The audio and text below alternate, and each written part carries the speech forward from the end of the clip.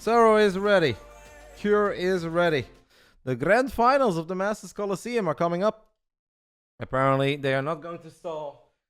Maybe they offered Jonas, like, hey, if you want 5-10 minutes, that's fine. But Serral is a grinder, and I think if Serral's feeling it, and he clearly was playing very well, he probably just wants to keep that momentum and says, nope, let's just go ahead and get it on. So this is it, guys. The end of a very long journey we've had together. We watched some qualifiers, we watched the group stage, we watched every single game of the playoffs, and it all comes down to this.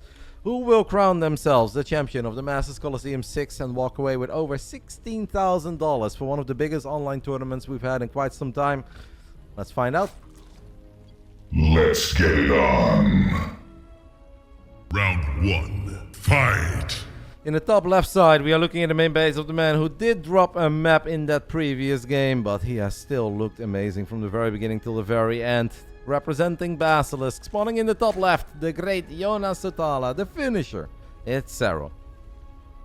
And apparently, guys, this man is up to no good to kick off the grand finals. And hey, I don't really hate it. To just set the pace, you know. And let your opponent know that this is not going to be all that chill. In the bottom right side, we're looking at the main base of the man who's currently teamless. The boys are leaving town. This is our Korean Terran, Cure.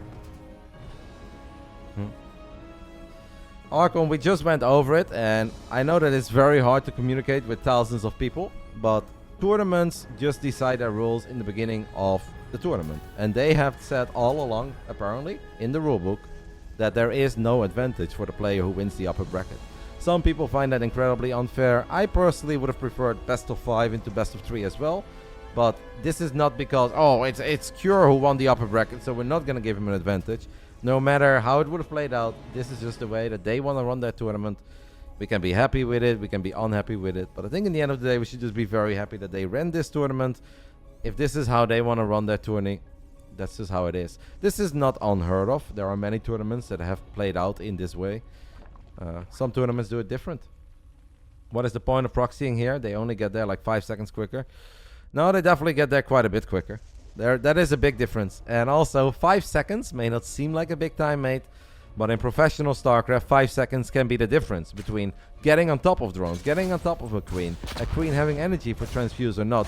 As he already gets the first drone, so that's obviously nice. Serral tried to morph that drone into his spine, but that spine dies. Serral could lose another drone here. Alright, so I think this already answered your question. What's the point of proxying there? Well, this is the point of proxying there. Instead of killing 0 drones, you kill 2 drones with your first Reaper. And he's obviously not done yet. Circling speed is going to take a long time. This is going to be very difficult for Yona. Cure cannot make any mistakes, of course. He cannot let a Reaper get surrounded. Our Korean Terran, guys, is laying down the hammer here very early. Now needs to be on top of his Reaper micro. And so far he absolutely is. Serral's going to try to get the Reaper in the back. Does not get it. This is going to be very difficult for Yona. At least there is a spine, but static defenses of Protoss and Terran, they don't move at all. The Zerg ones, they do move a little. But by the time the thing is rooted and moved, obviously, Cure can just maneuver around it over and over and over again. I think it is looking very bad for Serral. Creep Tumor gets sniped as well. That makes it even worse, because that means that there is no creep highway connecting the main base to the natural. Cure is off to an excellent start here. He's got a factory coming online as well, but honestly, this can still snowball. This can actually end very quickly. Serral does land a transfuse. That is big. But still 2 very low HP queens. Serral down to 17 drones. He's got Zergling speed finishing up in the near future, but he currently only has 8 Zerglings. These Zerglings are going to spawn and die. At least 1 or 2 of them will. A single one. Serral hangs in there, kind of survives, but a rough start, but not necessarily a game-ending start. Sorry, I need to drink some water. I thought that was going to be worse, to be completely honest.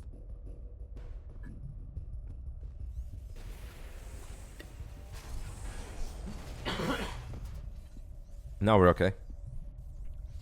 Serral down 10 workers, but it is 2 bases against 1. He does have a safety spine that he can still get some value out of. One of the barracks is going to be used to scout. The other barracks will fly home. So that obviously means that Serral right now with his Overlord will get the confirmation that he has nothing to worry about. He can just drone up. Oh my goodness, okay. A fusion core goes up in the top right side of the main. What a build here by Cure, man. I honestly kind of like this build, guys. And I love the positioning of that fusion core too. Because Serral's Overlord is deep inside of the main base, won't scout that anymore. The barracks is going to give him some vision too. We cannot forget that one queen already died. A very quick BC. Serral's building more Zerglings. Obviously he's going to lose that Overlord. I love what Cure is doing here. I'll be dead honest. I think this is an amazing build so far. Serral's weakness is 4.5k and ace threats. Yeah, but the execution is not quite 4.5k. It's 7.4k or whatever the hell Cure may be. I think that Cure is going to win this game. I really do think that... Okay, losing a Reaper is not that nice, but I kind of like how Cure is like, hey man, I really want to kill this Spine because it's so much about my Reapers and Hellions. And honestly, it still kind of is about Reapers and Hellions as all the queens die, and that is just a straight up disaster. The Lynx now come in from the back. A couple of grenades will go down. I think Serral obviously cleans this up in the end, guys. But Serral has no scout. Serral has 2 queens and no scout. Now he is going to get 2 more queens. Those queens might come out by the time that BC is going to be able to use tactical jump to the other side of the map. But at this point, Serral does not know. And if you don't have a Spore, like 4 queens don't even beat a BC. I do not believe that 4 queens beat a battlecruiser. Oh, this would be big though. You cannot let the scout go off. Ooh. Imagine, guys, if Serral would have been able to sneak 2 Lynx into the main base there. See the fusion core, see the tech lab on the starport. Okay, there is the Spore going down. That is obviously going to buy some time. But this right here is a big moment. Tactical jump immediately. Battlecruiser operational. And this is where we are going to battle. It's a BC against 4 queens and a couple of morphing drones. Apparently Cure does not want to battle the queens initially. Now he is. There is no transfuse energy, I think, on any of these queens. First queen dies, 4 queens. Absolutely, 100% positively do not beat a battlecruiser. Serral needs a Spore Crawlers, but even a single Spore is not necessarily going to help all that much. If I was Cure, turn around right now and battle the queen, that is exactly what he does. Second queen, 2 drones, a lot of lost mining time. Battlecruiser taking some shots right now from the Spore. Serral kind of survives, and I think he handled that about as well as he could have. How many kills in the only 4 kills on the BC. But it doesn't stay at 1 battlecruiser, guys. 1 BC obviously is very annoying and had game-ending potential, but Serral microed that pretty well. He's very low on the Lynx, so now we have to worry about 5 Hellions too. Queens are going to be a bit out of position, and it's just a matter of time before battlecruiser number 2 shows up. Cure is playing a god tier game. I love it, guys. I absolutely love everything that Cure has done in this game. Obviously had a great start with the Reapers. Battlecruiser number 2 has now jumped to the other side of the map. We do not have Yamato. We do not have Yamato, but 2 BCs can get on top of a Spore. Why the hell not?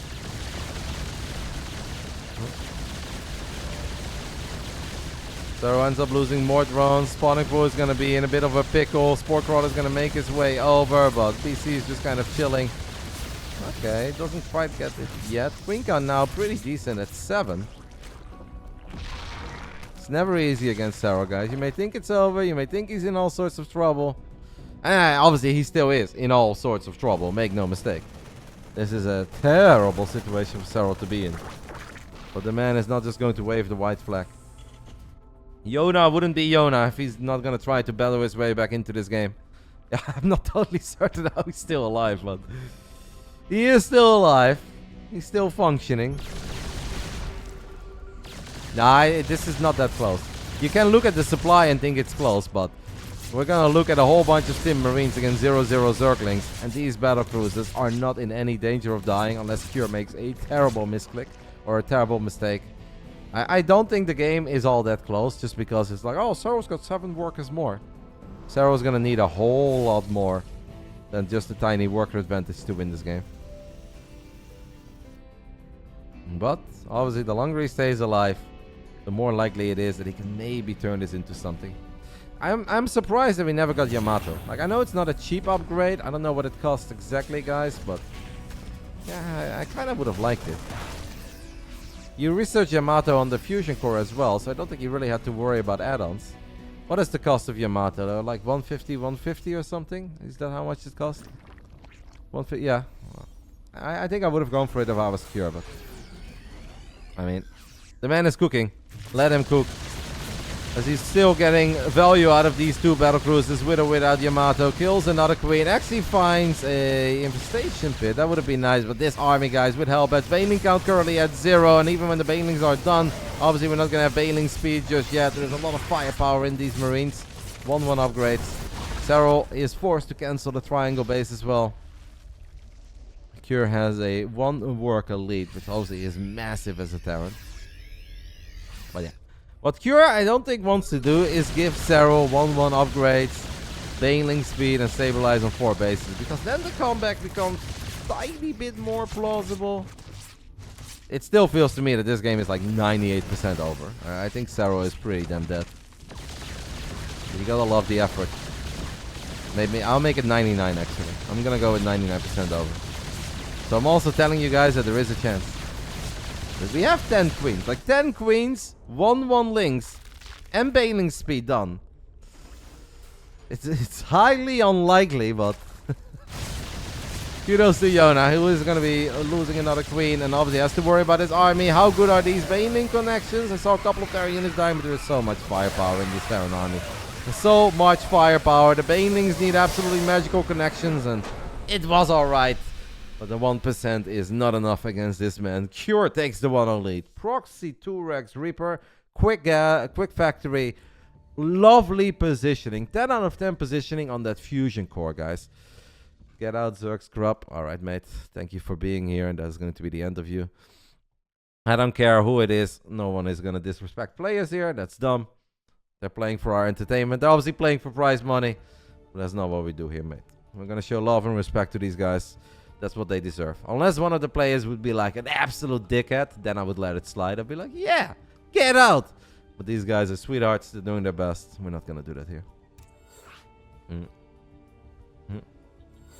I think it was a very fun game. But yeah, my highlight in that game, honestly, it sounds silly. It sounds like I'm doing the cast thing right now. But I really love that fusion core positioning. Realizing that the Overlord is already kind of deep into the main, will go deeper into the main. The Viking, that kind of functions like a Void Ray or a Phoenix to take away vision of the Zerg in the main base. And then getting battle cruisers. I think that's amazing. Who was the biggest dickhead in SC2 history, in your opinion? I don't think that's the right time to talk about it. I do a lot of ladder streams, guys. If I'm just chilling and I'm laddering, then I really don't mind answering these questions or vibing and chilling and maybe smack talking a little. But let's focus on the grand finals of the Masters Coliseum. Let's focus on some positive stuff. There's no need to talk about dickheads. Let's go ahead and hop into game 2. We're off to an exciting start, guys. Of course, I'm cheering for Yona a little. I'm a Basilisk member, and I want to see Yona do well. He is my GOAT. In the eyes of many, he is the GOAT. But I also think that he's just so good that in a weird way it is exciting when Cure is off to a good start, right? Because obviously my StarCraft heart wants close games and an exciting grand final. And wants you guys to be entertained. Round 2. Fight! In the top right side, the man who was absolutely cooking up something special. We had some amazing pizzas by Gabe yesterday. And what this man was cooking on Dragon Skills would match those pizzas.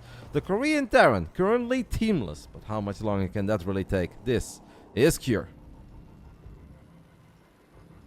Roddy, if I get a hat, mate, that says #1 Rainer fan, do you want one? Absolutely not, mate. I don't even identify as a Rainer fan. So I would never want to be his #1.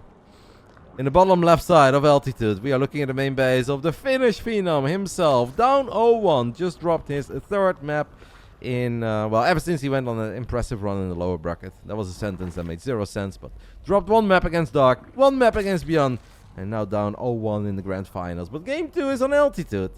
That's funny. He often says, he's like, oh, I don't like Altitude all that much. No, actually, I get so little practice on it. But then we play a best of 7, and what does he pick first?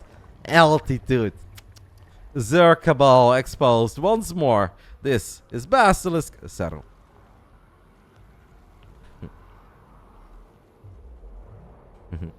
I'm obviously kidding, mate.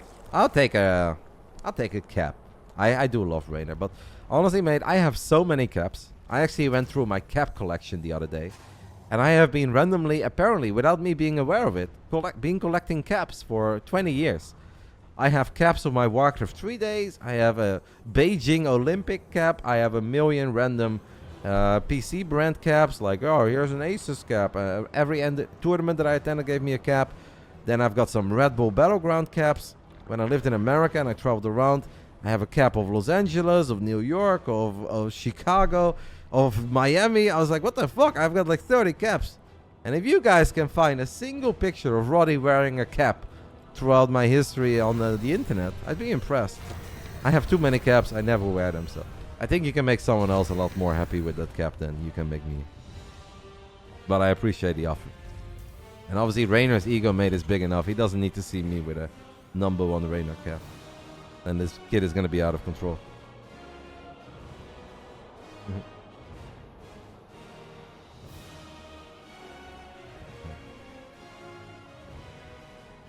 Roddy, what's the logic behind a player like Turk being teamless? I guess many teams would want him. Maybe he gets more money or less pressure teamless. It has nothing to do with pressure. It's very simple. It's just that Cure obviously is a world-class player. He knows his worth. Cure can join a team right now. Cure can probably join 10, 12 different teams right now. But if those teams cannot offer what he feels he is worth, he's like, alright, then I'd rather be teamless. Obviously, you want to don't sell yourself short, right? And Cure knows that he's amazing. As Serral is finding some damage here, guys, with just 4 Zerglings with speed. So he is not necessarily teamless because he really wants to be teamless. He's just teamless because he has not received an offer that I think he's truly in love with. That simple. Me too, Java is suffering. People often talk about Glory Days, StarCraft 2, yada yada yada. The only thing that I truly miss is seeing like some of those top tier orgs. You think of Evil Geniuses a long time ago, Fnatic, and then many of the other big league orgs, whatever, that they have some StarCraft players. I think that would be very cool. But hey, we have Twisted Minds picking up some players. They're big. And obviously if StarCraft 2 is still a part of Gamers 8 next year, which I honestly think it will be, because I think we had an awesome tournament. I thought it was exciting. I thought it went well. There's a good chance that a few more of those big orgs, they want to min money on the club rewards of Gamers 8, and they will pick up StarCraft players. Like, Gamers 8 could legitimately be amazing for StarCraft, more just than an amazing tournament with a lot of prize money for the nerds and a fun experience for the casters, but it can actually do a lot of good for the scene. Yeah, the EG versus TL days was a lot of fun. That is one thing that I miss from the early days. Other than that, I think a lot of things are amazing in StarCraft right now, and way better even than they used to be, but I do miss some of the bigger orcs being involved.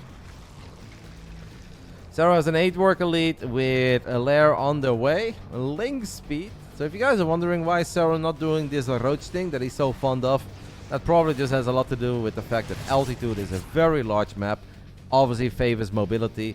Zerglings are way quicker than roaches. Serral is amazing with lings and banes as well. And this is probably a map where he says, my old style is perfectly fine. I don't need to go for that roach opening. Kira's gonna play some Macarino here, by the way. 4 gases already up and running, drops 2 extra factories. Banshees with cloak. There is a chance we even get hyperflight rotors as well. I like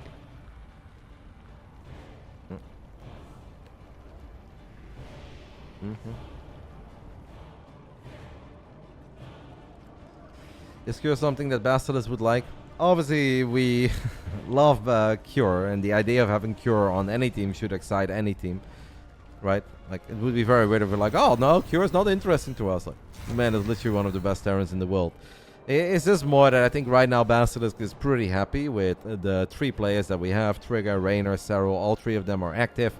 I think the Basilisk bosses believe a lot more in properly supporting the players that we have than just picking up player after player and letting everybody do their thing. And obviously it would be maybe a tiny bit complicated with time zones or language barrier, because Cure speaks some English, but it's not perfect. So, of course, it is one of these things that I think any org that's involved in StarCraft would consider, but I don't think it's happening anytime soon. I think we are happy with the 3 amazing players that we currently have. A lot of the Hellions are going to morph into Hellbats. Thank you to Tacita for a couple of gifted subbies. Banelings are good against Hellbats that are clumped up, and I think that's more than good enough, guys, for Serral. Kind of random to see just a couple of Hellions morph into Hellbats all by themselves in the middle of nowhere without any support, or... I guess the Banshee's getting a cancel on the hatch. That is a victory, right?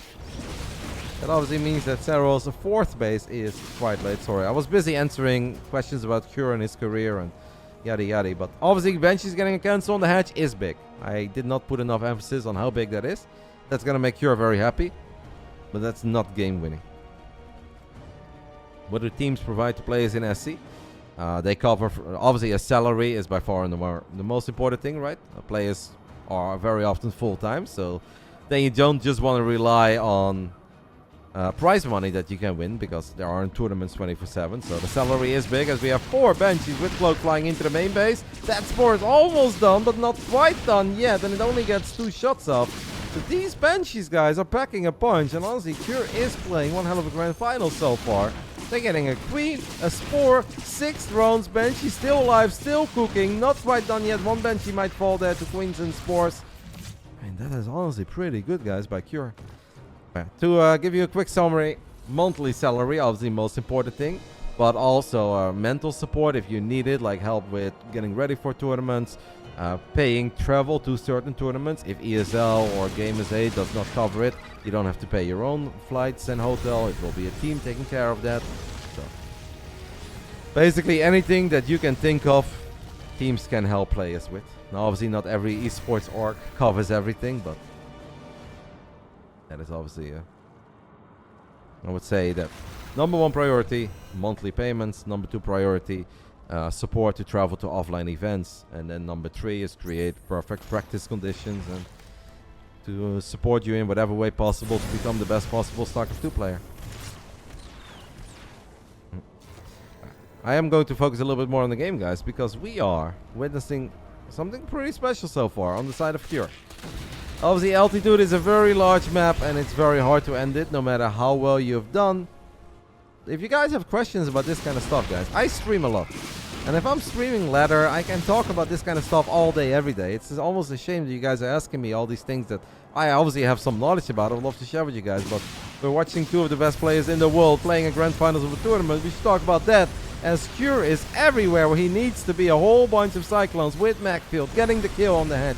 Scan goes down, 11 drones have down. What is happening, man? What has Cure had for dinner today? Because it is getting a bit later, and I assume that he already had at least either lunch or dinner.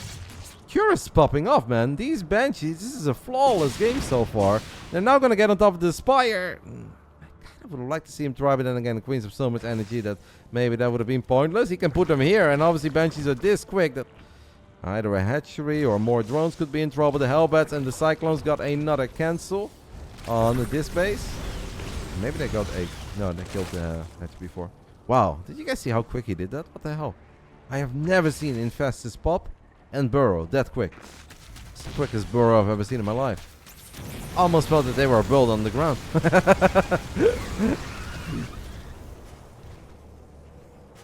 Cure with a really sick game so far. Serral is going to be pretty unhappy with how the first 11 minutes went on here Altitude, or went down on Altitude. We're playing on the server that favors Serral. It's US Central. We're playing on a map that is supposed to heavily favor Zerg. Yet, 11 minutes in, kind of feels that it is all Cure. However, if Serral can just stabilize on Hive Tech, we can get some spellcasters out. We've got Infestors, burrowed Infestors, that have serious potential to land a couple of sick fungals. And obviously there is a Great Aspire morphing. We're gonna get obviously stronger units. Serral did not start Adrenal Glands, by the way. That could come in very painful later on. We're gonna have a Neural Parasite. I mean, that's really not that bad for Cure, because now he knows he needs to worry about all these sharking Infestors. Guys, Serral forgot Adrenal. And currently he has 78 Zerglings out on the map. That is a big deal. I hope for Yona that he's going to realize immediately one... Yeah, okay. Serral is very sharp, and he's clearly very dialed in and focused. He sees units attack, and he's like, wait a minute, my Lings are attacking way slower than they are supposed to, and he immediately queues it up. It's a massive deal, because I've casted quite a few games over the last 2 months, where I see Zerg players lose 500, 600 Zerglings before they realize. +2 missile attack is going to finish up. +2 melee is going to finish up. But this is very difficult to run into. The Infestors are important. Lovely spread by Cure. Is it good enough? It's, what a perfect mix of units, man. The Cyclones, the Hellbats, the Thors. The tanks in the back that are well protected. A Viking in the sky. Banshees. Oh, careful, Cure. Okay, he activates Cloak. This is one of the best mech games that I've ever seen anyone play. And I know I'm getting a little bit carried away. And some people are like, oh, fake caster hype. But I have rarely seen mech look either this good, this fun, and this effective in the first 12 minutes. But since it is Serral on altitude in ZVT, obviously the game is far from over. But I am loving this performance from Cure so far. It is legitimately sick how he's playing. Mech, battle mech, mass air. It's a little bit of everything. Obviously the real battle mech with the cyclones and the hellbats, that was the thing. That's how he got one of the hatcheries. But I just love the unit comp right now.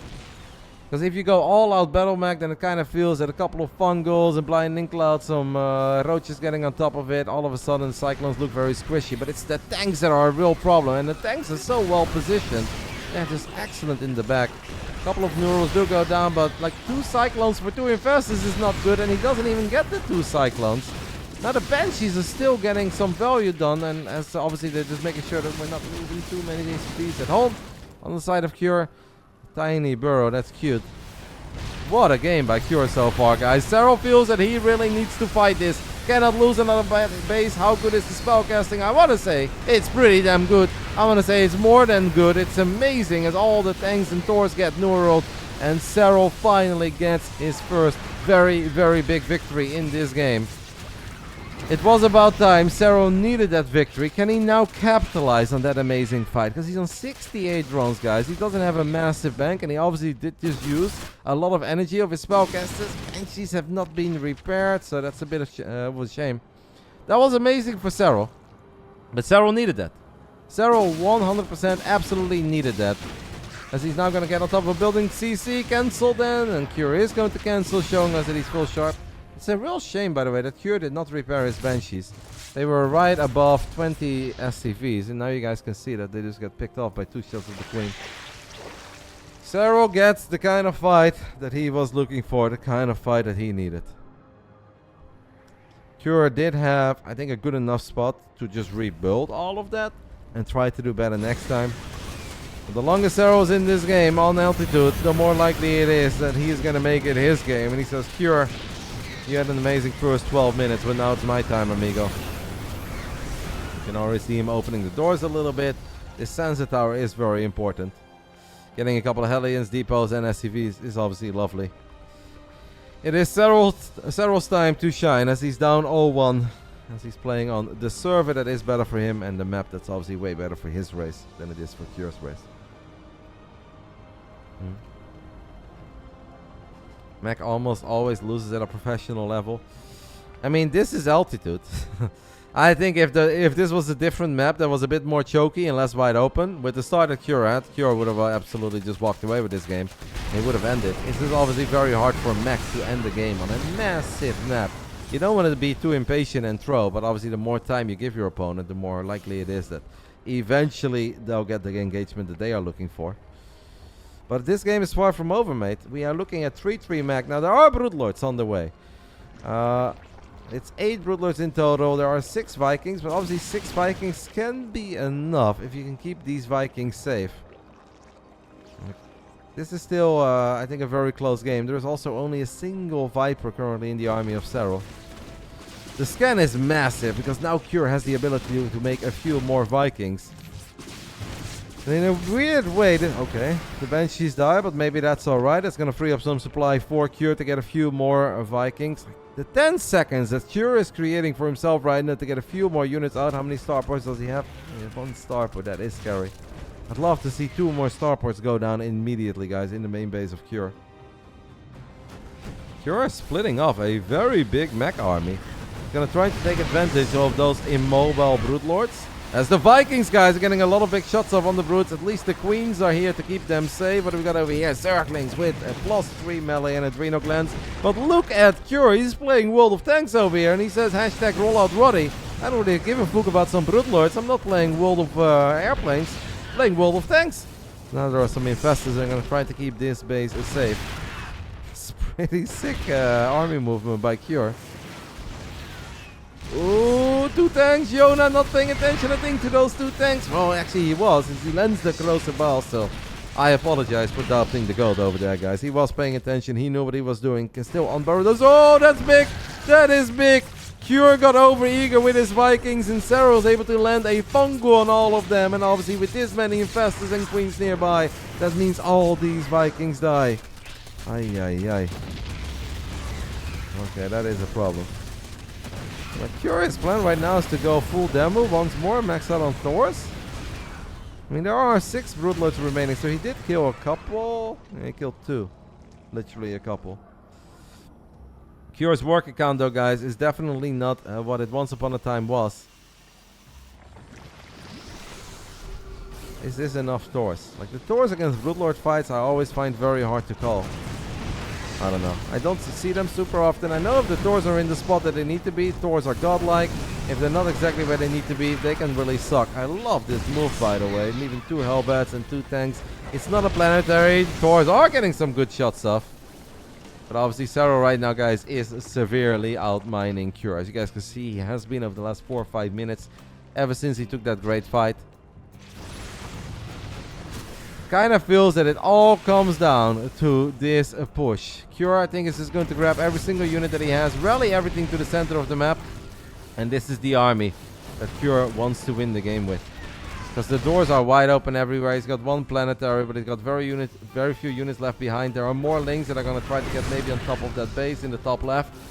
This is a terrifying army. There are 9 infestors. 9 infestors and 2 vipers. The infestors are terrifying here, guys. The links will get on top of that 1 Hellbat. They'll get the tank, and that obviously means that this base is wide open, and Cure can no longer mine from that base. So it's going to be forced to sacrifice one of the bases in the center of the map. There's the army supply. 138 of 3 mech. Oh, baby. I know it's very hard, guys, to find the money to sneak in a couple of ghosts and stuff, but imagine if Cure would have 2 goals with this army. Just a 2 goal. Oh, that could be a big loss. I mean, 3/3 Thors are tanky, are very decent, and they're gonna come down the Ravages, but Lynx with +3 melee. Too much. Can the Thor survive? The Thor cannot survive. That's a big pickup, guys. 2 very expensive mech units going down there. Couple of Blue Flame Hellions going on an adventure by themselves. Serral's defense pretty decent. Only loses 6 rounds there. Thors are made out of paper now. Thors are very tanky. Thors just need a bit of support. They need a bit of love. They're not solo operators. More Blue Flame Aliens, guys, getting on top of drones on the left side. What an awesome 20-minute game this has been, man. I've not always been a big mech fan, guys. I'll be dead honest. I have always been a bio boy. I prefer bio, but this has been a very, very enjoyable game between Cure and Serral. I still think it's kind of hard to call, right? I need demo. If I think of Ben against Zerg, I always think of the days where he would just max out on 20 Thors and have a bunch of SCVs repairing them. And then once in a while, guys, he would even get a win over Serral. And if my good friend Benjamin Baker got a win over Serral on the ladder, Ben would spend the next 12 days on his stream rewatching that game. And every single time somebody brought it up, he would fire up that replay, baby, and play it on half speed. And we would just analyze 20 Thors obliterating a Zerg army. This is how my boy Ben runs. I think there are certain games that he went over 20 times. Like, oh, I believe every now and then he would tell Alice, his wife right now, back then girlfriend, he's like, Alice, can you make a fake account and ask me about my game against Serral? Because that gives me a very valid reason to fire up the replay. Oh, I'm pretty certain. That's how Benny did it. It's like always these accounts that started following 12 seconds ago. Hey Ben, I heard you had a great game against Serral. Oh yeah, well, funny you ask. I've got the replay right here. It's the stream of life, baby. Can't confirm it, guys, but I've got my suspicions that is what happened. Yeah, you can't even hold it against him, hey. Even if it's just a ladder win, even a ladder win against Serral is, I think, something you can be very, very proud of. That is a very clumped up army. I don't know how to call these fights. I don't know what to look for. Obviously, spellcasting is everything that's going to matter. Cure left a lot of units at home. He's still finding damage. What a game by Cure, man. Splitting off mech units everywhere.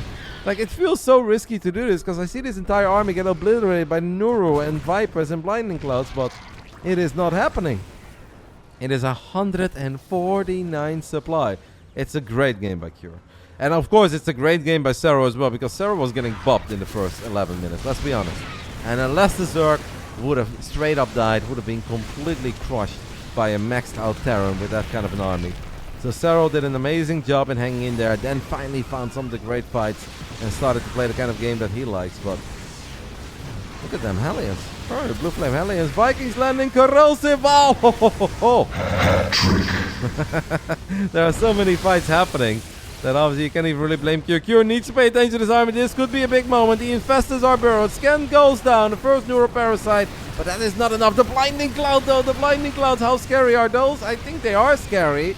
But Cure is still able to keep a lot of these units safe. But the Broodlord count is crazy freaking high. We've got 20 Broodlords. There are some Vikings getting some shots off here. But this mech army gets cleaned up. 20 Broodlords. A sweet amount of Broodlords. And the most important thing there for Serral, guys, is that he keeps the Infestors and the Vipers alive. Oh, Cure. I mean, Cure obviously has some great moves there, but by having like 70% of your army on the other side of the map, you are asking for some trouble in a weird way.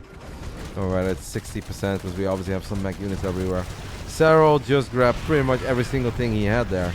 And he got the fight that he was looking for. Zerg spellcasters are very good against a bunch of mechanical units that are clumped up. No anti-air though. For Serral, you mean? Serral's got 9 Infestors, 2 Vipers, and 6 Queens, mate. That is more anti-air than a maxed out Protoss can ever get. I don't know if you know about my little friend called Parasitic Bomb, but it's pretty fucking good.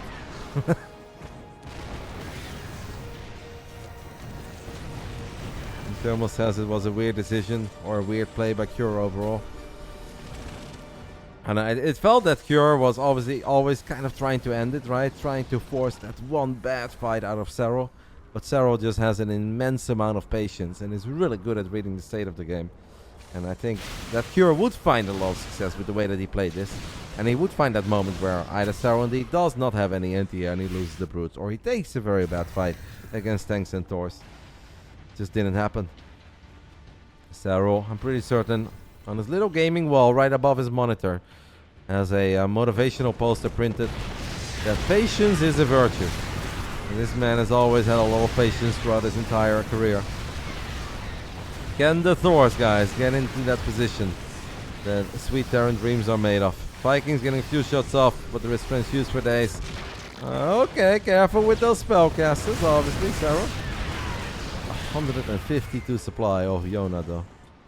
And still some bases. And I even think like a low drone count isn't even all that bad when it's all about winning the army fights. And you've got all the infrastructure you can dream of. You've got all the bases you can dream of. You've got most of the upgrades that you want to get your hands on. It's okay to have a few less drones. Less drones means more army, and more army means most likely you're going to do a lot better in the fights. It's 16 Broodlords, 15 Broodlords. They are slowly but steady falling. There was a patch a while ago where the Broodlords were kind of broken, and you can micro them way more. And that is how Serral, I think, obliterated TY a long time ago in GSL vs. the World. It's a little bit harder, but with Blinding Clouds and Neuroparasites like that, I have a hard time believing that Cure is going to win this fight. Unless Serral somehow cannot just kill the Vikings, but of course he can. And after a 27-minute game on altitude, where I think Cure played amazing, it's still Serral who ties things up. Server advantage probably helped a little bit there. Ping map advantage obviously helped a lot there. But I thought it was an amazing game. I thought it was an amazing game for the vast majority of it. Like the first 90, 95%, I thought it was 10 out of 10. But yeah, that entire army chilling for such a long time at that triangle, you are asking for some trouble there. If you don't have any ghosts, you are asking for some trouble. A couple of ghosts with a few EMPs or a couple snipes to get your hands on. All of that would have been amazing. Shout out to... I guess that was a queued up comment from a while ago. But thank you once more, Tessita. I appreciate it. The alerts, they always play right now, guys, when I hop out of game, because I don't want to have them play during the games. Sometimes I don't mind, but I think for the grand finals of a big tournament, we don't want that. I do need to keep an eye on the clock. I think that we can do this game without a break, but I hope that this is not a 25 plus minute game, because then I would be in a bit of trouble. But I think right now we're safe. After this game, we can run some ads in between. Maybe I should have done it immediately as soon as altitude ended, but it's Babylon. I've got a short game feeling, guys. Game 3. US West. We're all tied up in the grand finals of Masters Coliseum 6. The winner of this tournament walks away with over $16,000. Everyone on take is watching you casting. I'll come hang out with those boys real soon. Like yesterday I showed up not too late. I think I was there around 7. Today I'll definitely be there a little bit earlier. Probably around 6. Babylon. Round 3. Round 3. Fight! Bottom right side of Babylon. We're looking at the main base of the man who's playing an amazing grand final so far, guys. I'm absolutely loving his performance. We're all tied up after 2. We're now playing on a pretty Terran-friendly map with ping advantage for this man. Can he continue to be that impressive? It's Cure. Driving to Krefeld takes me 2 hours without traffic. And the times that I pick, there is no traffic. In the top left side of Babylon, we are looking at the main base of the man that's representing Basilisk. Obviously doing an amazing job in hanging in there, because that previous game looked pretty dire at a certain point. This is the great Iona Sotala Serral. Korea has ping advantage on US West. They do. On US Central, they don't. Was yesterday a special event or just a party? It's kind of both. Like, I don't know. I feel like even the guys from Take TV are having a hard time describing what it's all about, but this real home story cup is obviously not so much about StarCraft 2 games being played, even though we are all StarCraft 2 people, so games are played. There is a fun tourney, but the prize money will be evenly split across all 10 competitors. There is just StarCraft to watch, but the focus is on the guys that are there, having a good time, being silly. Take said that he's trying to be as unprofessional as possible without breaking any rules. So, yeah, just basically a party that's being streamed. A StarCraft 2 party that's being streamed on Twitch. That's the best way to see the real Home Story Cup. Lineup for this home, but it's not a real Home Story Cup, Zuhair. It's well, that's a silly comment. So basically what you're saying is that you think the 10 people that are there are not fun, because it's not about how good they are in StarCraft. It's about having fun. The real Home Story Cup, that is not called the real Home Story Cup, but just Home Story Cup, is happening on December 1, 2, and 3. And I'm sure that obviously Serral is going to be there, Rainer will be there as a player, a couple of Koreans are going to make the trip over, I'm sure of that. Real Home Story Cup, yeah. And the tournament, I think that you're asking the date of right now, is just twitch.tv/take, guys. Twitch.tv/take. So it's not Take TV, it's just on Take. And of course, as soon as this grand finals is over, I will raid the channel and I'll hop into my car and drive back to Krefeld.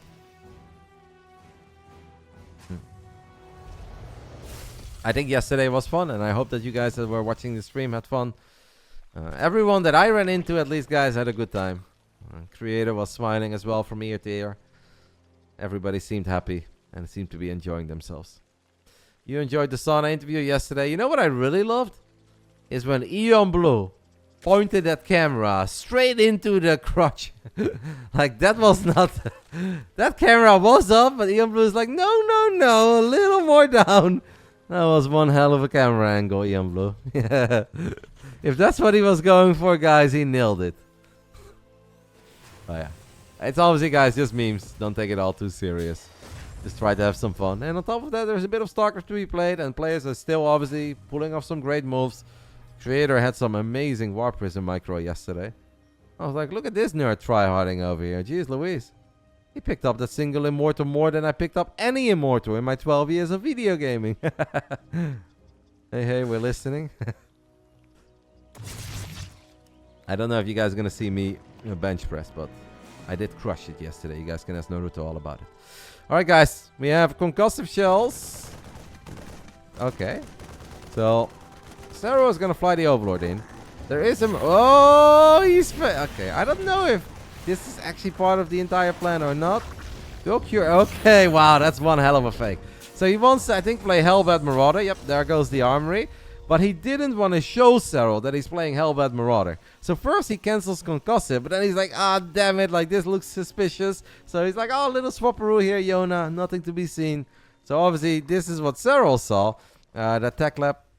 I hope that that he didn't lift it too early and that Serral now knows exactly. But what Serral needs, guys, against this is obviously either a bunch of Banelings and Queens in the perfect spot, or you get a few Roaches. But I think if you're opening up with Link Speed, Banelings are the superior option. Banelings are very good against Hellbats if the Hellbats are clumped up. We already saw that on altitude.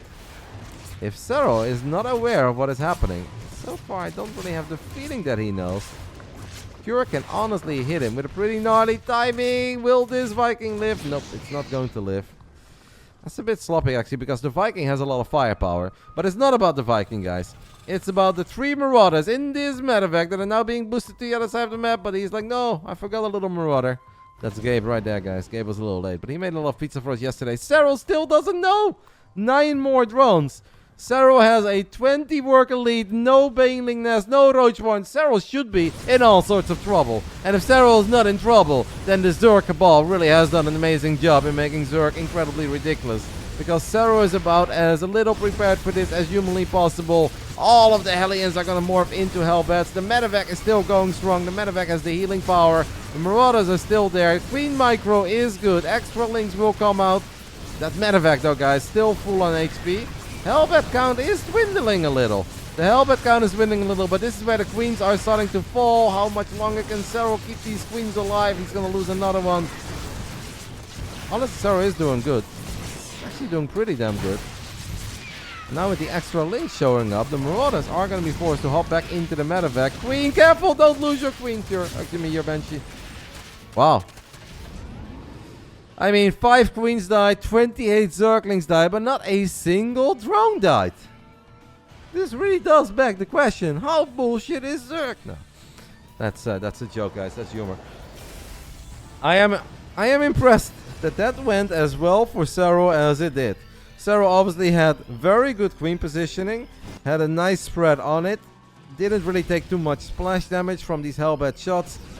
He didn't prioritize the medevac, which is quite funny, because normally you always see them go for the medevac. Yeah, that was amazing for Serral. Holding that, with that many drones, and no Banelings, no Spine. Absolutely, X-Vic. I'm stunned. Obviously, losing 5 Queens hurts, but this was a pretty big investment. If only, imagine a world, guys, where that Viking was in the mix, and a single landed Viking on the ground there. I cannot emphasize on how much of a difference that would have made. Vikings deal a ridiculous amount of damage on the ground to everything. Serral has a massive link counterattack, and I hope for Cure that he has the depots raised. Can be very lucky. Okay, what are these Banshees doing? Banshees are just chilling. At least the cancel on one of the hatches is fine. Cure, we're gonna have to repair this. We really cannot let these guys sneak in. Cloak Banshees finding some good shots. There is a Spore Crawler in the bottom left. Alright, Cure did not really find what he was looking for. Getting a cancel on a hatch is obviously lovely. If you can get a Queen here, that would be good. But Serral with the transfuse is gonna keep the Queen alive. It's crazy. Put that sip. I don't know what you mean. I don't think Serral was going to meme in the grand finals of the Masters Coliseum, mate. But, well, I honestly thought, guys, that Serral was going to be in a little more trouble than what he turned out to be. A great hold. Cure did have like one Marauder that was a bit split off. I kind of want to take another look at how all of that went down. Like, Hellbats obviously are clumsy units, right? And Hellbats really benefit from being right on top of their targets because they're kind of slow. Maybe they were just not quite able to get the perfect shots off. There were some Lings nibbling on Marauders. Maybe Hellbats could have killed the Lings a bit quicker, but have to take another look at it. A lot of things happened there. What I do know, guys, is that now Serral is vibing here in Game 3 on Babylon. He's going to be more than happy with the position that he's in. 2-2 upgrades finishing up for Yona. Well, Cure is only now working on +2 attack. I think the Queens weren't clumped. Yep. That is absolutely the case. We have a lot of Lings and Banes crushing into this army. It's way off creep, but Serral's just like, hey man, I've got way more than you do. I believe in this engagement. The Banelings are going to do their thing. Cure is just in so much trouble here in game 3 on Babylon. On the server that was better for him. On a map that should have been better for him. He sold it well. Serral wasn't quite ready for it. But Serral's crisis management as good as ever. And now this game is honestly a bit sad.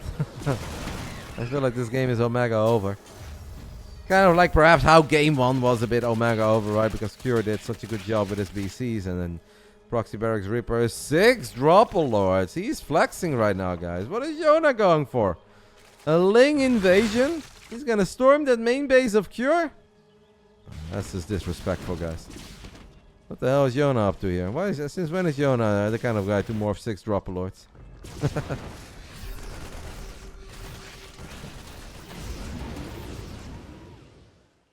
No balance winding SC2 Druid.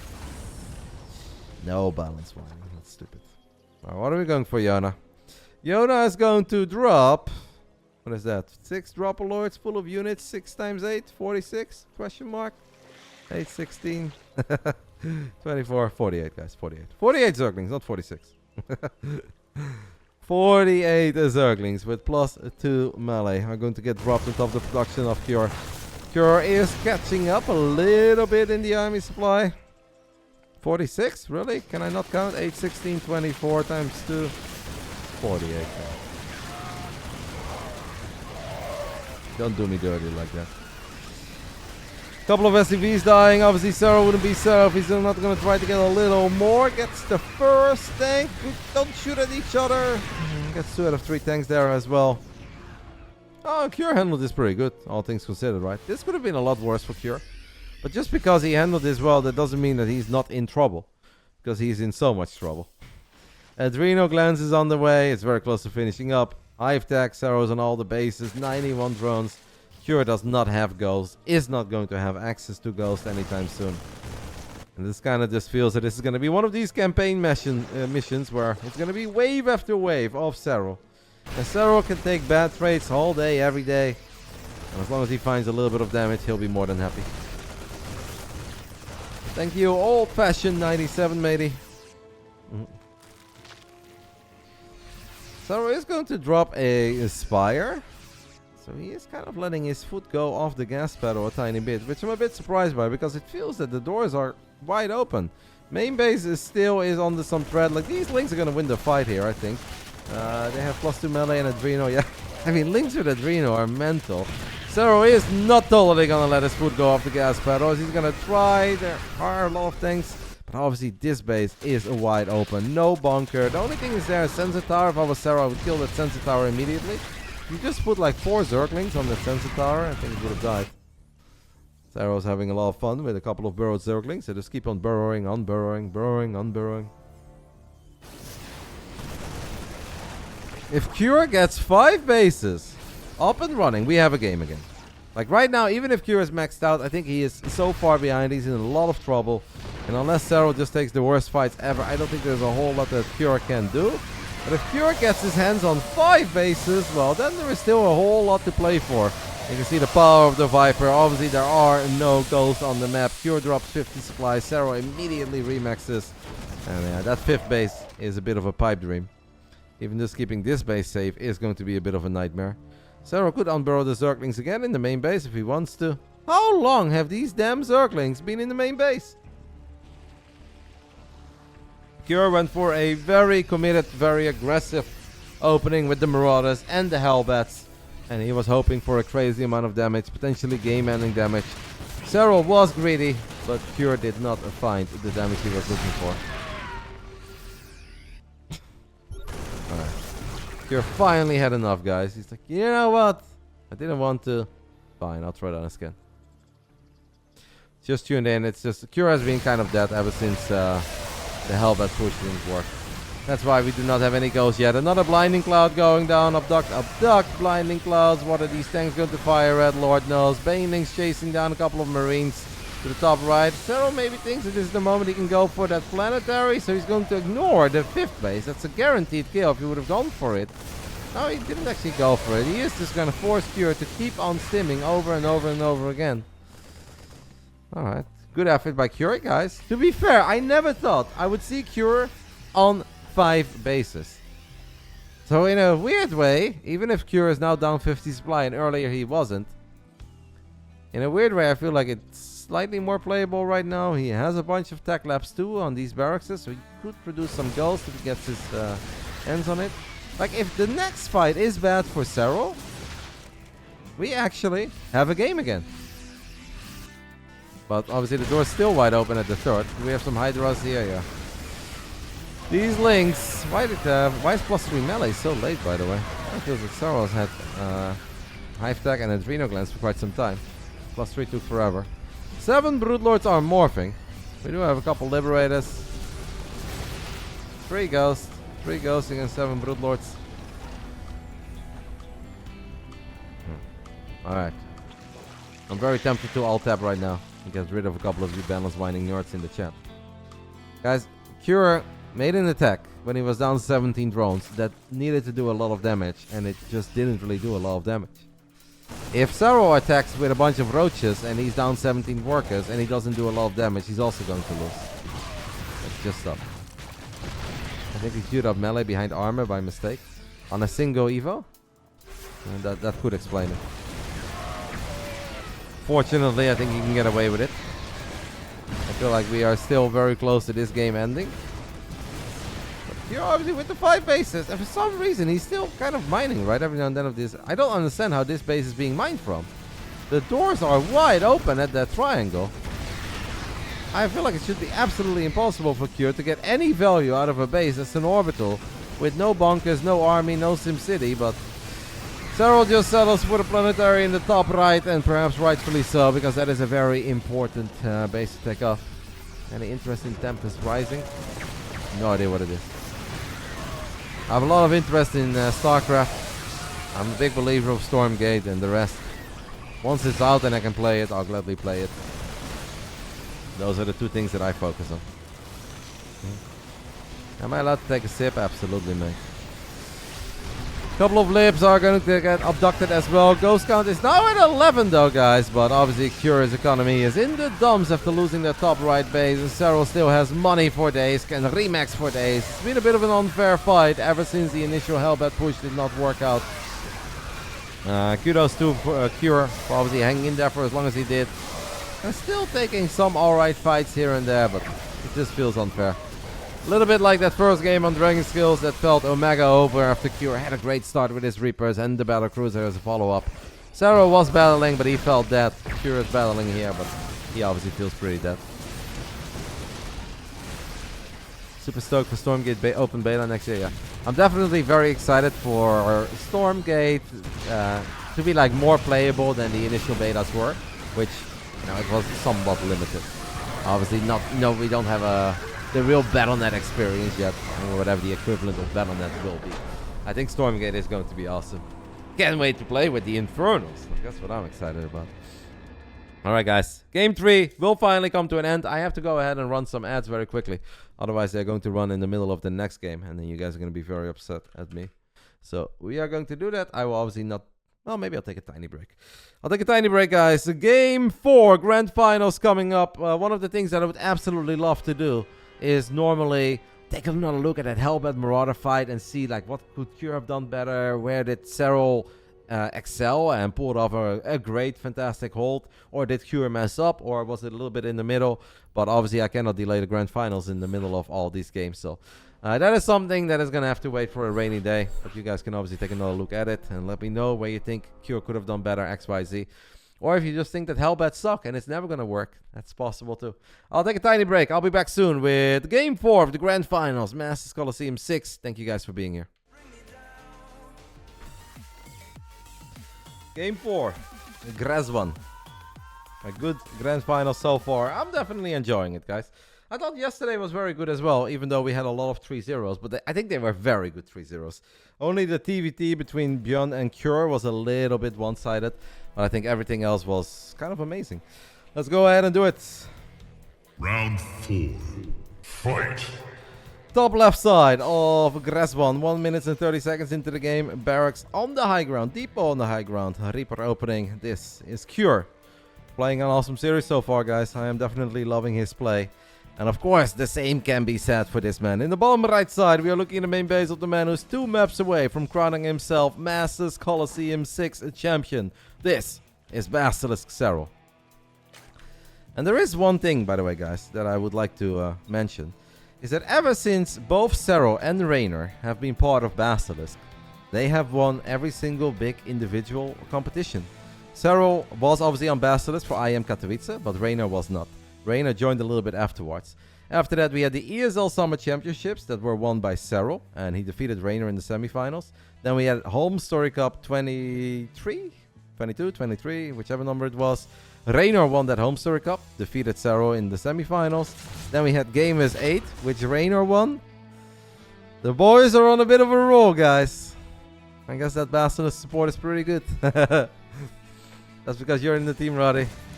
I'd love to go with that narrative, mate, but nah. Let's be honest. The only thing we didn't win, unfortunately, was WTL. And maybe I did have a bit of an impact in that. What if I'm the problem? Fuck, I'm the Hurricane of BASILISK. I'm the reason why we didn't win WTL. They win everything by themselves, but the team competition, when Roddy comes into play, that's where we did wrong. Oh, that's a shame. There's always the next season, guys. The winter season of WTL Codas is coming up. We're out for revenge. Obviously, second place was very good. We had a great season, right? Won everything in the open qualifiers, won Code A, went undefeated in the regular season. Only the absolute match of the regular season went wrong because Solar decided to go Super Saiyan. And of course, Maru played very good too in those games. It's a real shame, man, that the WTL Codas playoffs were played 1 week after Gamers 8. Because I would have loved to see it being played 1 week before Gamers 8. I don't want to put all the blame on Rainer, but no, I'm kidding, Rainer. I know he's listening, guys. I know he's listening. That's Panther.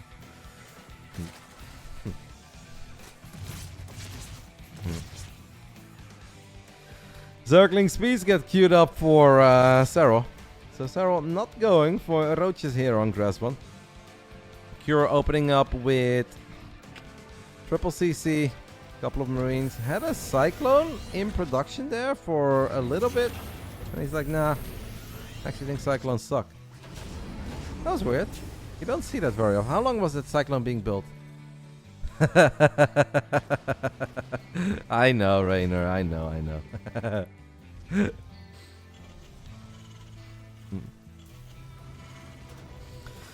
Banshee gets queued up, Cloak gets researched, Serral is here, but obviously Serral will not necessarily believe what he's scouting here, because he also scouted a certain setup in the previous game, and none of that was happening. But the man in the end was still fine, taking the 2-1 lead here. Isn't that what the Home Story Cup weekend is all about, Rainer? A little bit of banter. You can get me back later today, mate. I'll be there in 3 hours. You can make fun of me. Does Rainer co-cast again? No, I don't think Rainer is in any state to co-cast today. Just tired from all the dancing last night, guys. Rainer is a very energetic boy. Arms in the air. He was dancing. He's enjoying himself a little. The champ could finally celebrate his big win. Stim 40% done for Cure. So far, obviously not finding any damage yet. From the Terran point of view, I always get a little bit worried if they just fail to kill drones. But if he gets a cancel here, that would obviously be good. But 5 Marines without Stim, can they realistically ever get a cancel? The Lings are out of position. The Lings are doing their absolute best, making their way over. Cure thought... Do you guys there's a world there where he should have committed? That's a really close call. I wonder. I wonder.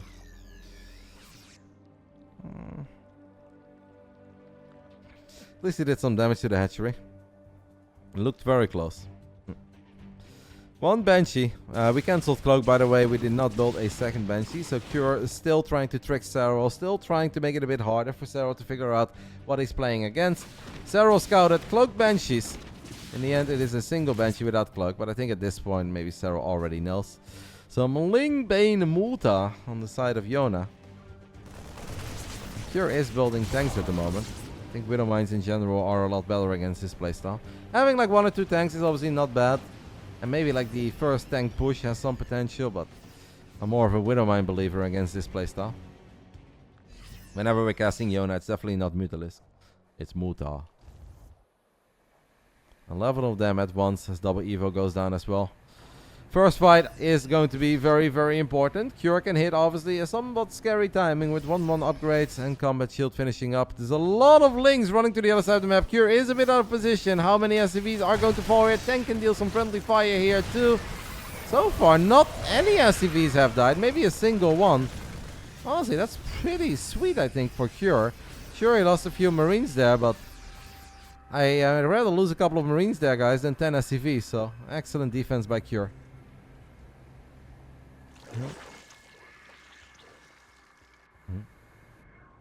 That Banshee is going to give Cure that. Wow, there's no missile turrets at all.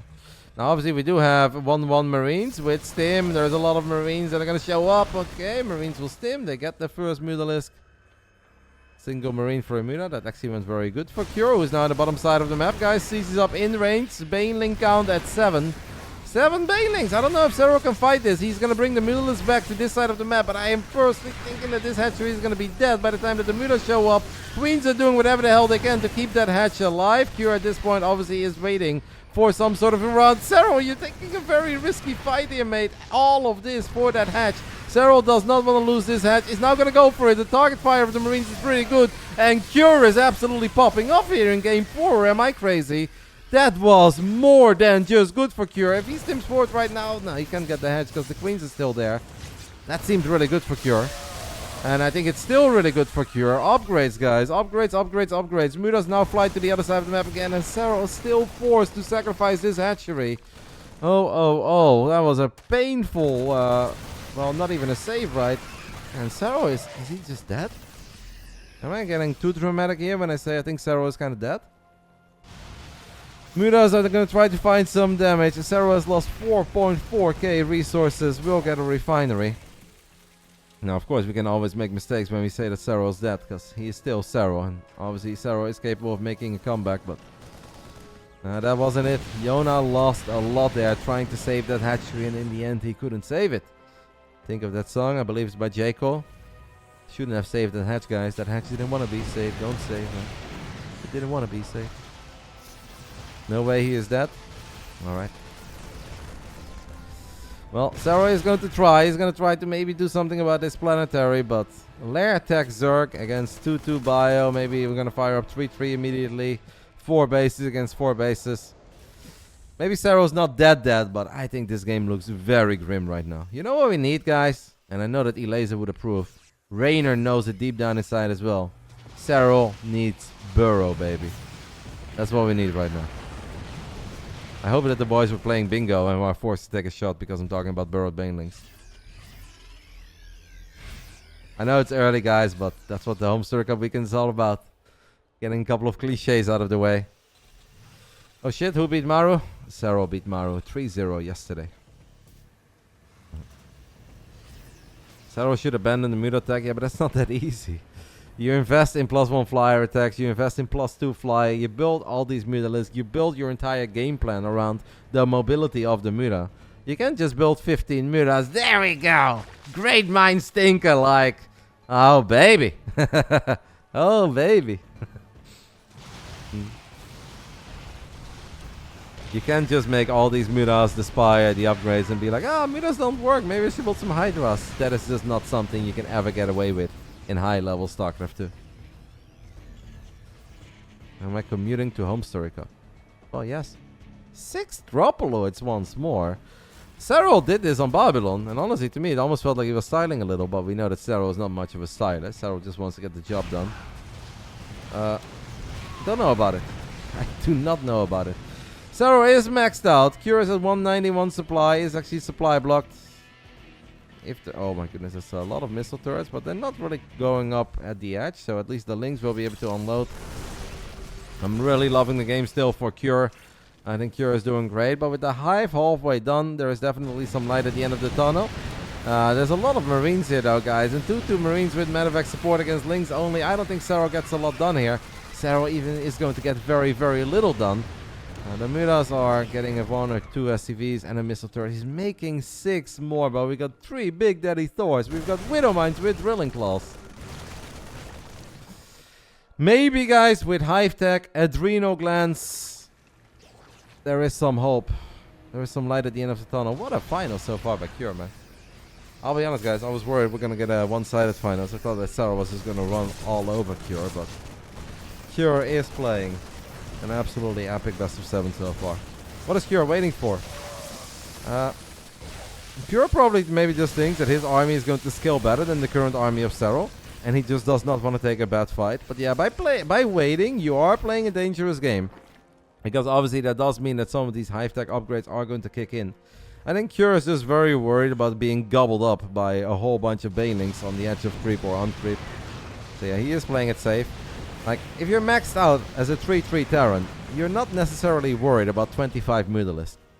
So maybe Cure just says, you know what, so far is so good. There are a couple of banelings that are going to try to make it into this mineral line. No reaction by Cure. Yeah. I actually don't know if I love that, because now you revealed the fact that he has Burrow, but I don't know if Cure paid attention. Because Cure is microing his army in the bottom side of the map. The 3-3 upgrades on kicking. This is risky, Serral. Oh, there's a Widow Mine there, too. I don't know how the Mutas are going to do it here, guys. There is a couple of Widow Mines, but the couple of Widow Mines just make it so hard for Serral to take a good fight here. Widow Mine gets a good shot off. The spread is already good. Serral's got a lot of minerals in the bank, but Zerglings alone will never shine that much against this army. And as before Adrenals, the Mutas, they just can't play much of a role. What they can do, obviously, is find damage on the other side of the map. And this Orbital might die. Alright, a base for a base is not necessarily the worst thing. We're kind of on creep now. There's one Widow Mine coming in from the top left. Cure, are you going to burrow that bad boy? He is not going to burrow that bad boy. On creep, maybe it goes a little bit better for Serral. The Widow Mines not really firing. The Thor's taking a lot of damage, but they're still standing strong. And Cure maybe feels that it's now time to disengage, because a lot of the units are low on HP. He has stimmed a couple of times on creep with all those Marines. Banelings are scary. Serral is now slowly but steady, though, transitioning into Lurkers. It's going to take a little while before I think the Lurkers are going to be terrifying. But good job by Serral not trying to take a fight with the Mutas, because there is just very little that I think 25 Mutalisks can do against a bunch of Widow Mines, Thors, and 3-3 Marines. We're on creep here. Serral looks at these Marines and he feels that these are Marines that he can pick off.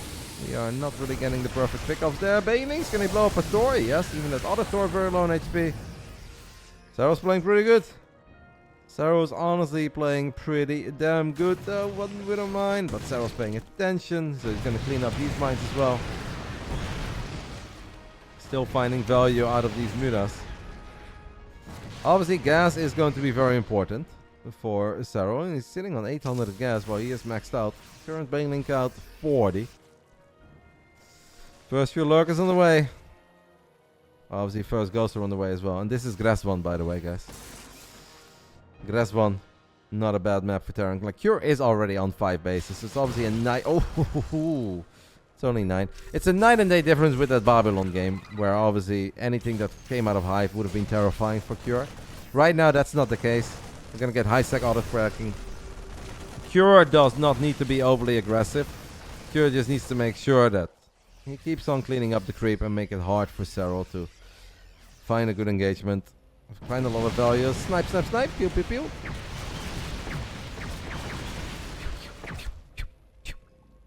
For some reason, that sound reminds me a little bit of GoldenEye. I feel like in GoldenEye there was a gun that sounded a little bit like that.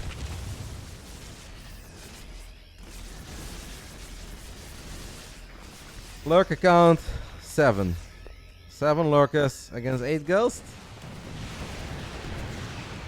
A silence PP7. Yeah, I think you're onto something there, mate. I think it was. I was thinking, well, like, what was it? But I was like, it's too long ago.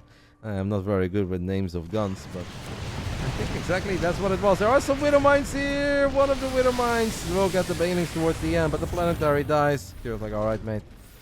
Ah, that's cute. Serral's gonna burrow a couple of these banelings. Also has some links showing up right now. We have a potential fight in the center of the map. This Widow Mine shot kind of whiffs. Ghost count is 11 with 4 more ghosts on the way. There are a couple of Lurkers from the high ground getting shots down. Cure throws down the scan. I think as he saw the Baneling's burrow. Serral fires up his first Viper, I believe it is.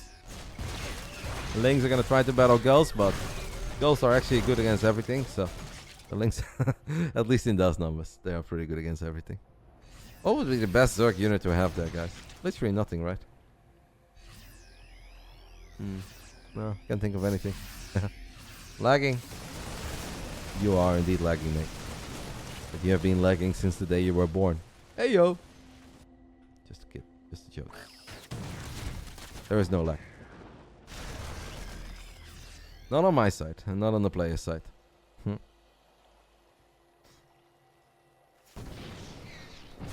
Cure's army is honestly pretty mental.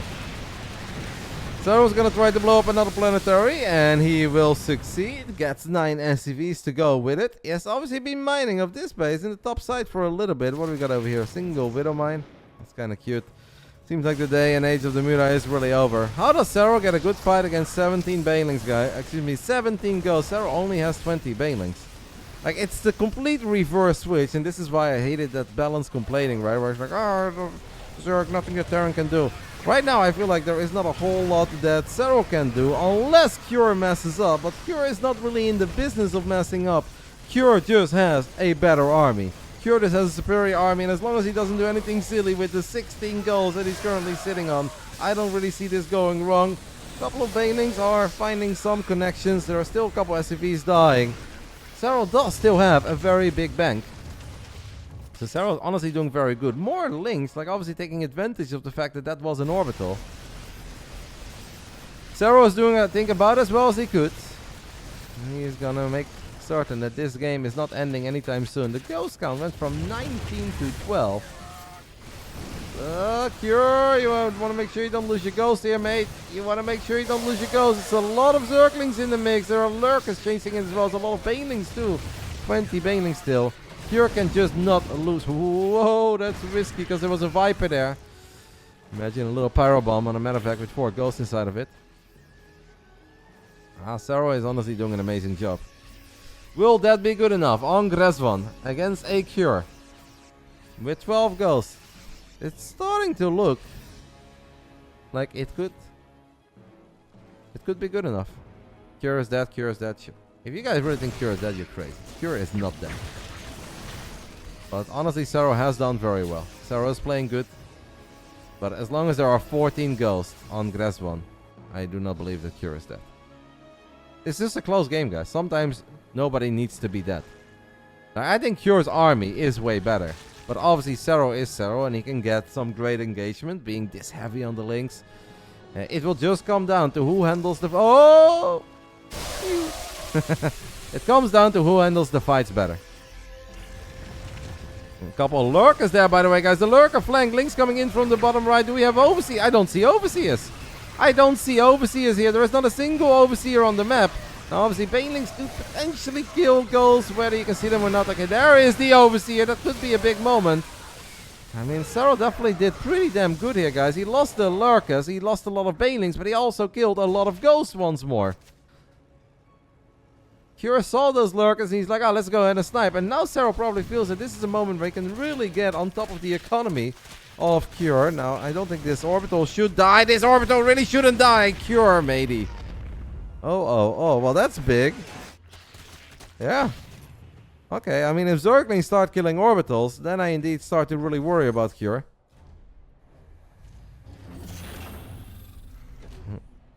Alright, HWKI.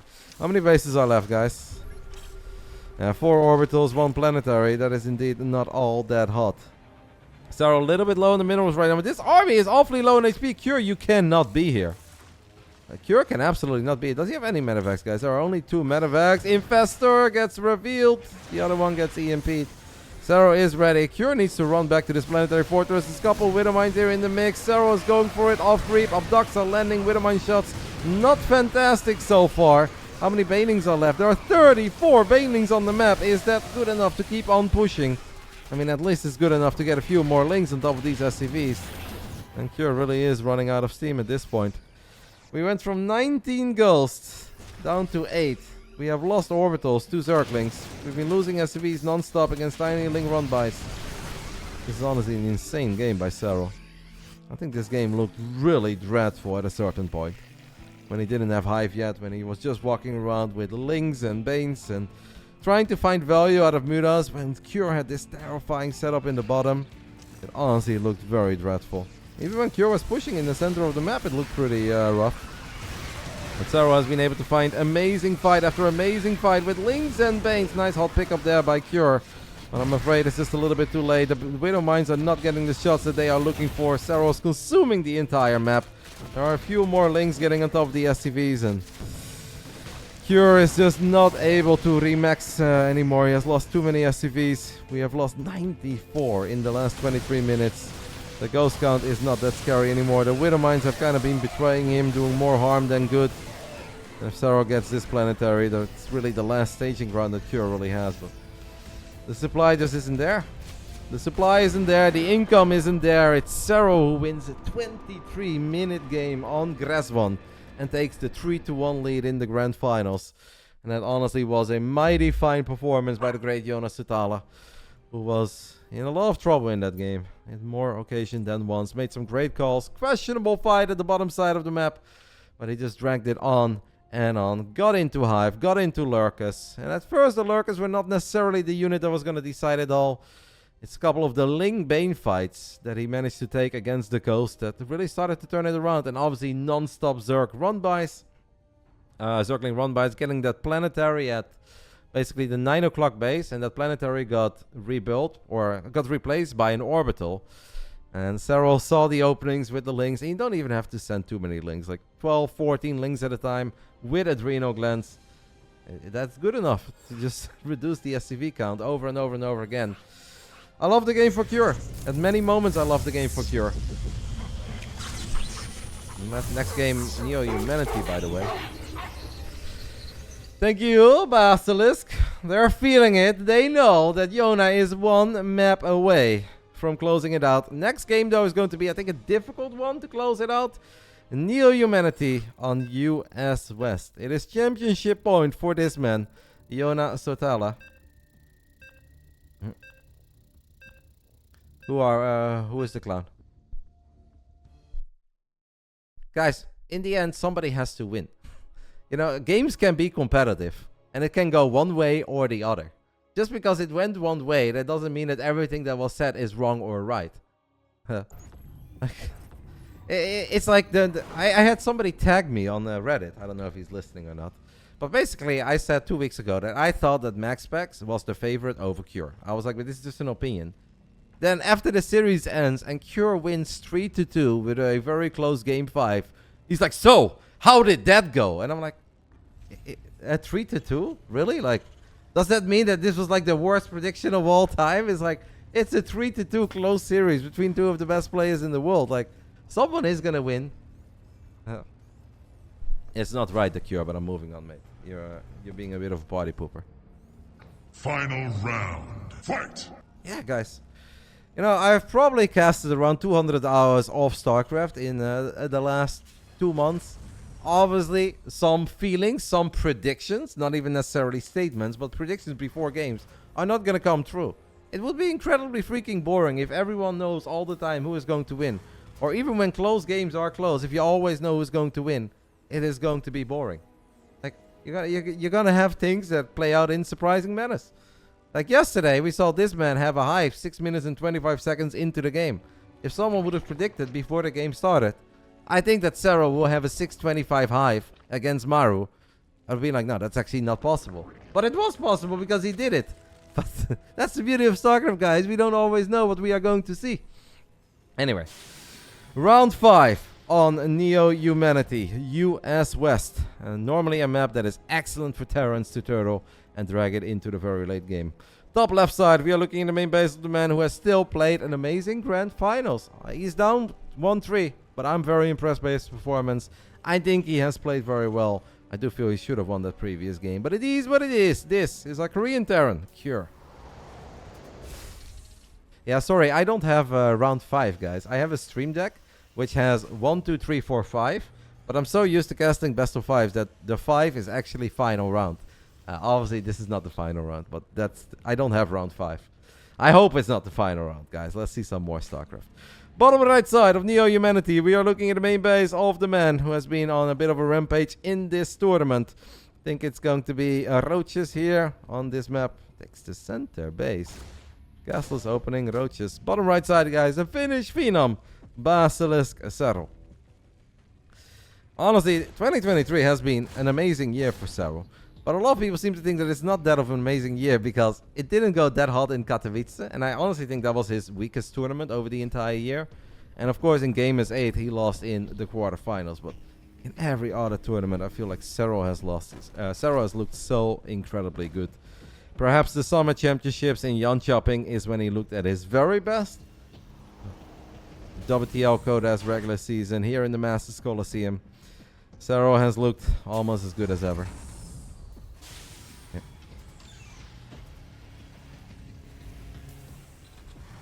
I don't know what Scarlet said, but I missed it. I hope it was good. Scarlet most of the time has very useful contributions to the chat. So.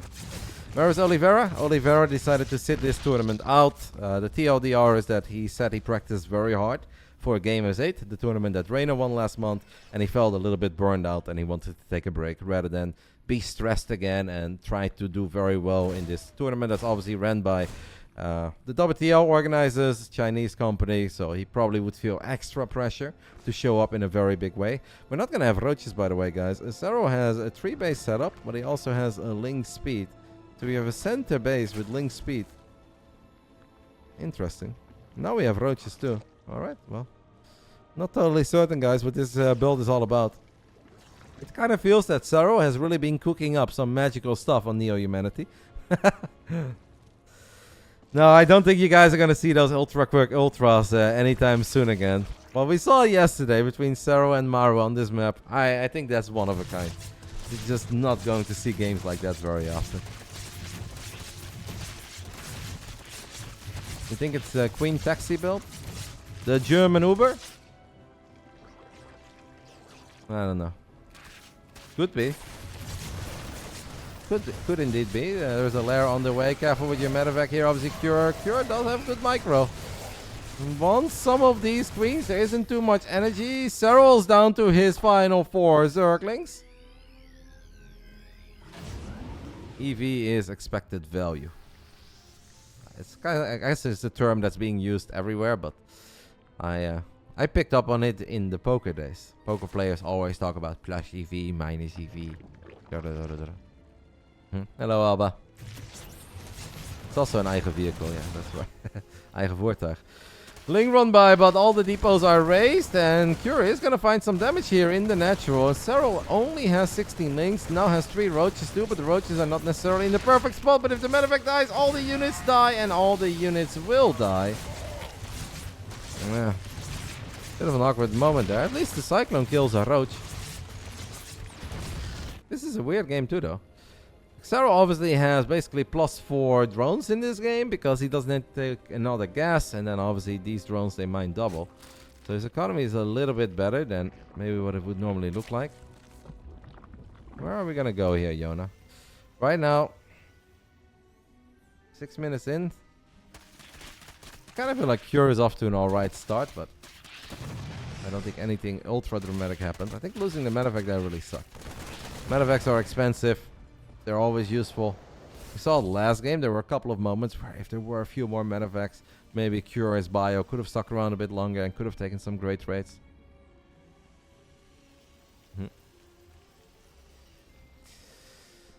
Roddy is not in Germany now. Roddy is in the Netherlands. But Roddy will be in Germany later today. And then we're vibing.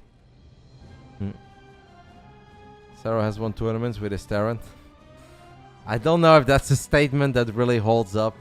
I believe indeed Serral did win a tournament once upon a time in Finland with his Terran, but I think that's kind of an important remark there, mate. When you say Serral has won tournaments with his Terran, people will think like, oh yeah, who did he beat? And it's like, well, Washed Up Velmu, Zhuge Fuser. It's like, well, okay. His Zerg is amazing, but I don't know if you really have to hype up the Serral Terran. Hero Marine beat Naruto with one hand in TVT. Fucking Gabe, guys. Fucking Gabe. I am happy to see Gabe have such a good weekend. Pretty gnarly supply block here, guys, for Cure. 117 out of 117. Waiting for a couple of depots and a command center to finish up. Serral has 3 roaches in the main, but he's going to send a few more over because he knows about this double drop. Even 5 roaches would maybe have a hard time. Right now, 1-1 on the Marines, guys, but no combat shield yet. Oh. I kind of think, guys, with the 2 medevacs there, and if you have combat shield too, could have been able to take a fight. Serral tried to intercept. No, unload, Cure. Unload, mate. That's some... Oh. Like, these are opportunities, guys, that you don't get very often against Serral. We know how good Serral is, how clean he is. And that is actually a moment where I think if he unloads the Marines, he stims forward and he snipes 2 or 3 queens. Like, you cannot have too many of these missed moments against Serral. Zhuge Liang does not main Terran. He mains a Zerg. Zhuge Liang is not a Terran player, mate. One hell of a speech you got there, but... Serral's Terran was 6.5k. Honestly, you're coping. Guys, it's hard to find bigger Serral fans than I am. I know there's a couple out there that are absolutely obsessed in all the right ways. But Serral's Terran is not 6.5k. I've seen Serral's Terran quite a few times. That is not 6.5k. Like, that is wild, mate. I think you're really underestimating how good people are at 6,500 MMR. Of course, he could if he puts in an insane amount of time. I'm sure that he could. But Serral, this is good, by the way, taking out these... how are these even called? Rocks? They don't look like rocks.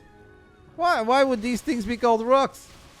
Game is bugged, literally unplayable. These are not rocks. Serral did win a TVT against Raynor, and Raynor's Terran is good, but I wouldn't say that Raynor's Terran is 6.5k either.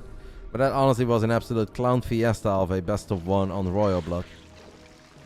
I think Raynor was very upset about that game. I know what 6.5k looks like, and that was not 6.5k video gaming. Raynor's Terran is 7.2k. Sure, guys. Raynor's Terran is actually better than his Zerg. Raynor just likes competition, and that's why he plays a little bit of Zerg every now and then.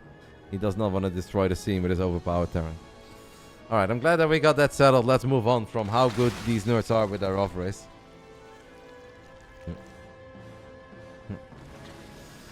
9 Broodlords against 2 Vikings. There are no Corruptors. There are 48 Marines. There are 4 goals in production. These tanks, by the way, guys, could be in a pretty awkward spot. First few Broodlords are going to get their shots off. The Queens are very important here. The Infests are very important. Marines, you need to be careful. Can we land a sick Fungo on the Marines? Obviously, Cure, guys, just needs to buy some time and needs to make sure that Serral doesn't do an insane amount of damage here and takes out multiple bases. I mean, the bio is not doing too shabby so far. I kind of like the way that Cure is defending this, guys. I think it's quite clean. He just needs to buy time for extra Vikings, extra Thors, and the Ghosts to join the fight. Queens will eventually run out of energy. We don't have all that many Queens. There's only 4 Queens. I don't think Serral's going to break Cure here, but... somebody will probably say that I'm wrong again. Obviously, Broodlord's still scary. It's a lot of roaches. Most of the tanks have gone down. But I still kind of believe in Cure's defense so far. I think Cure has played pretty sweet.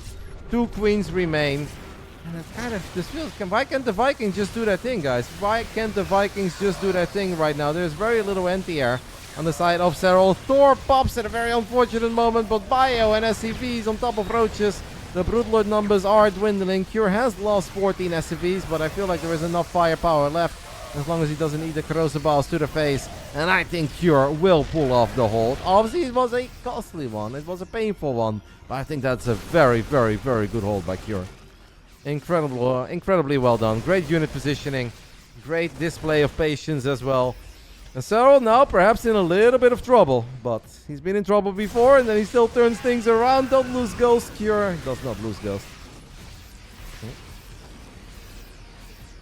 Serral basically has 2 Queens right now, guys. Serral has 2 Queens.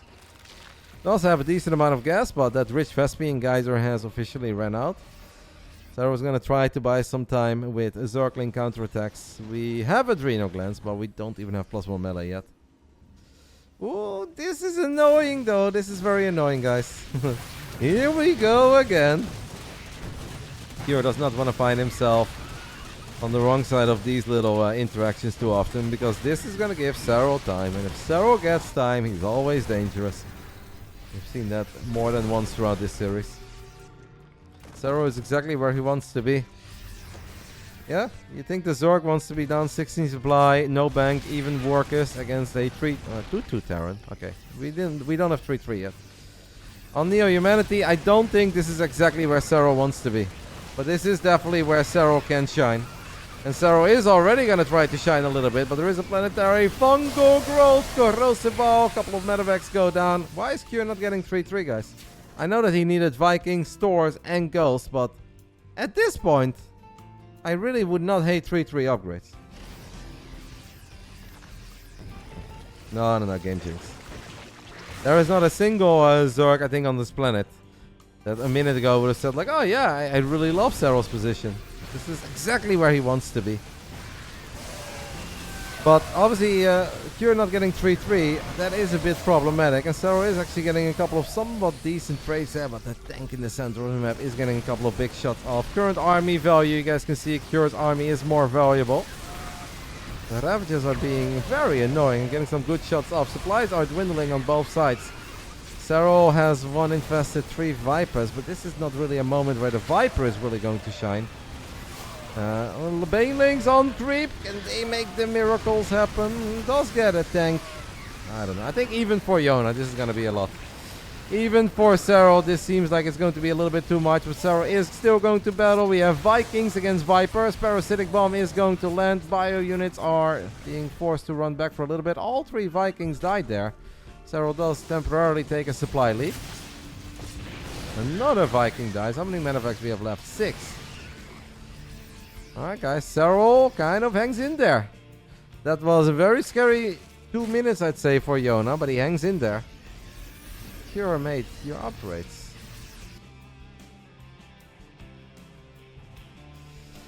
I mean, even with 2-2, if you just get a bunch of ghosts and tanks and marauders, yeah, I'm getting worried for Cure. I loved it a little while ago when Serral didn't even have +1 melee yet. And Cure survived, but now it's run by after run by, and obviously at least the ghost count is pretty sexy. We have 8 ghosts already. Like, I don't hate it for Cure. I think it's quite alright, especially because it's Neo Humanity. But I do really want to see him get some e-base. Can you do Serral's point of view for seconds? I can, but the thing about following Serral's point of view is that we can't really see where he clicks, because that's not really built in the game. But if you guys want to follow Serral's point of view for a little bit here in the Grand Finals, we can do that. As Cure is once more in the center, Serral is going to try to go for another run by. Has a couple Banelings in the mix this time around. Serral is now wondering where he should send his drones. I think there is a little too much happening right now, guys, to follow this. And people are going to complain about my camera movement again. So we will see what Serral can get done. Cure with, I think, pretty good defense all around. But the final few Banelings. Hey, E-base, mate, E-base. You want to take a look at those E-base? Single Ravager, by the way, on a bit of a killing spree. I love how the entire army showed up for the Ravager that horror stories were made out of. If you're now maybe in a bit of trouble in the center of the map, one of the tanks is going to get abducted. 66 SCVs, obviously not a problematic amount if, I want to say, you have most of your upgrades and your infrastructure well set up. So I was going to try to get his hands on this base too in the top right side. Cure! Guys! Did Cure legit forget 3-3? Yes! This is not part of any game plan ever, mate. This is absolutely not part of any game plan ever. Louis, Cure, mate. Check your E-base. I mean, he might win without 3-3, but... Because, like, Ghost, obviously, the upgrades really matter. Oh, we're losing orbitals again to Lings. I feel like we've been here before. These Lings are scary with +2 melee and adrenal glands. Now, Ghost getting picked off as well. More SCVs are going to get picked off. Don't lose this Ghost, please. Cure. Cure! Obviously, there is a lot of stuff happening, but I do feel that Cure is making a couple of beauty errors, like losing an Orbitor against Zerglings, losing Ghost against Lings. I guess he doesn't have personal cloaking either. That's kind of wild, no? I would actually now say that we have Hey! Cure clicks on his unit. He's like, why is it so hard to kill a bloody Zergling? And the man fires up 3-3. He's up 23 army supply. Whoa, shocking infested. Wow, what a scan. What a scan by Cure. That could have been very scary. That could have been very scary. We got Drilling Claws finishing up. There's 4 Widow Mines in the mix. Couple of Widow Mines. Those do get surrounded in the front lines. I'm very sad though that he does not have personal cloaking, guys. And I feel that Serral forgot about Vipers there for a split second. Alright, Jonah. Cure, mate, you just realized that you don't have 3-3. Why are we so aggro? I don't like Cure being here. I really don't like Cure being here. He gets fungled. Banelings are gonna blow up the vest. What was that? Oh, Cure, mate. The wheels are coming off a little bit here as he gets fungled. Loses every single important unit. Realize he didn't have 3-3. Throws down the how far am I behind scans on the right side, and this could very well be it, guys. Oh, Cure, on Neo Humanity, it all goes wrong in the last few minutes of this game. GG gets called. It's Basilisk Serral who wins the Masters Coliseum 4-1 in the grand finals over Cure. Exactly 1 month after Raynor got a 4-1 victory over Cure. And an offline event. Cure is absolutely starting to hate these Basilisk nerds at this point.